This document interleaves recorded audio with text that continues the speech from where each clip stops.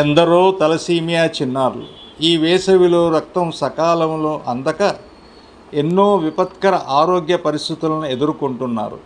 కాలేజీలకు సెలవుల కారణంగా తలసీమియా చిన్నారులకు రక్తం సకాలంలో అందని పరిస్థితిని శ్రీధర్ సిసిఈ చైర్మన్ శ్రీధర్ గారి దృష్టికి తీసుకువెళ్ళగా ఆయన వెంటనే స్పందించి ఈరోజు అనగా ఏప్రిల్ 26, 2026 సంవత్సరంలో తన పర్యవేక్షణలో నడుస్తున్న శ్రీధర్ సిసిఈలో మెగా రక్తదాన శిబిరాన్ని ఏర్పాటు చేసి తన పెద్ద మనస్సును చాటుకున్నారు.